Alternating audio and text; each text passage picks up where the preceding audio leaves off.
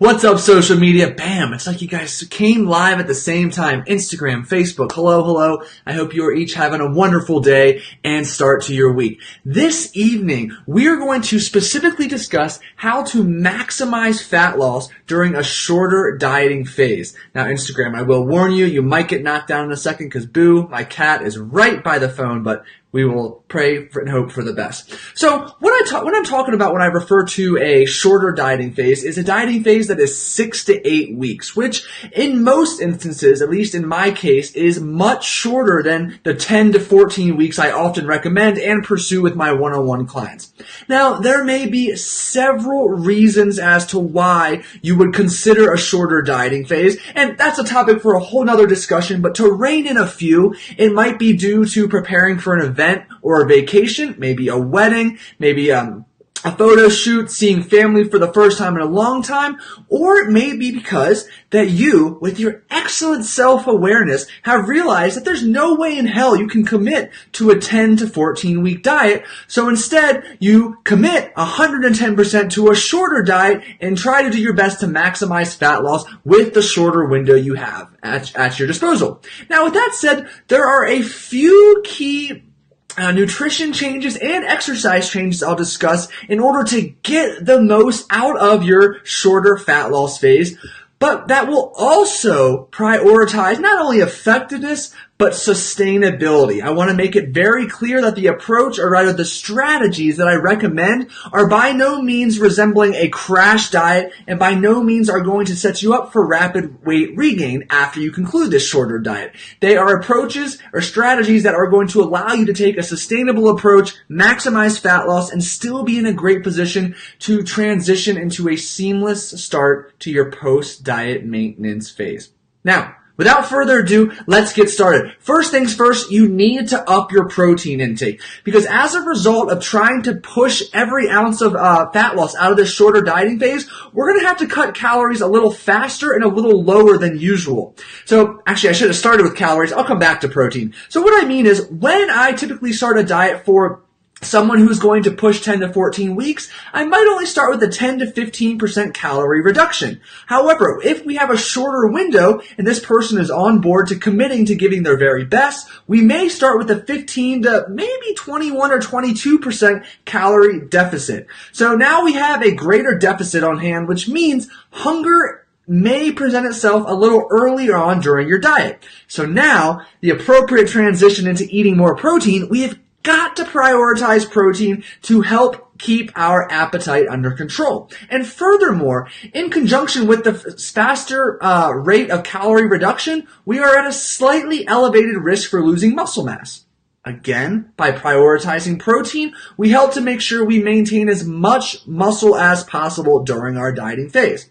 Now, to go along with our slightly greater increase in calories to start, we are going to keep carbohydrates as high as possible for as long as possible because they are your brain and your muscles' primary energy source. With that said, we're going to cut fats relatively sharply and relatively quickly to create that big calorie deficit needed to maximize fat loss during our dieting phase. And Facebook, you saw the screen shake. Boo decided to hop down on the desk and onto the floor. Now, I guess he wasn't interested in protein. Poor guy. Anywho, now we've got protein set, we've got carbs and fat set.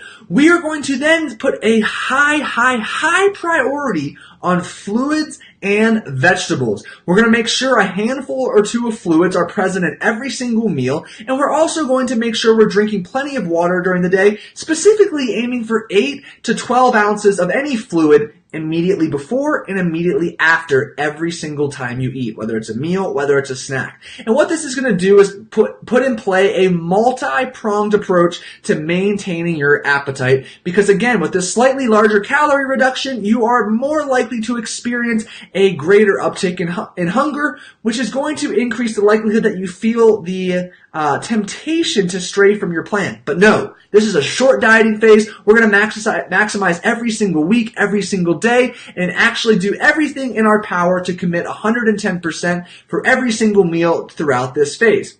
Now, with that said, we're also going to put a high priority on resistance training, particularly a higher volume approach. And what I mean by that is multiple sets, think 3 to 5 sets per exercise, a higher rep range, think prioritizing 6 to 15 repetitions with the occasional inclusion of maybe up to 20 or 30 repetitions per set, as this is going to be the best possible strategy to maintain muscle during your expedited dieting phase.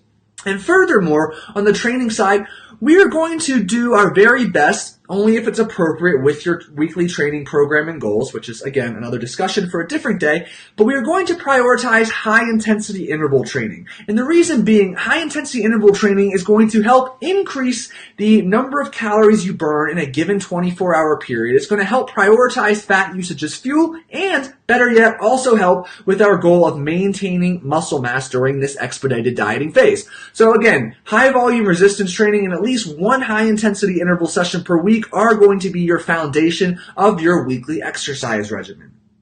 Now, let's take a deep breath and step back. So, recapping the nutrition, we're going to take a slightly larger calorie deficit from the beginning to kick off this shorter dieting phase. 15 to maybe 22% of your calories are going to be reduced from the get-go. We're going to get protein up there to probably closer to 1.25 grams of protein per pound of body weight. We're going to keep carbohydrates as high as possible for as long as possible and sharply and quickly cut fats. We're going to focus on fluids, focus on vegetables, and from a training standpoint, prioritize high-volume resistance training and high-intensity interval training. Now, when it comes to rate of weight loss, what's safe and what's sustainable and what's effective?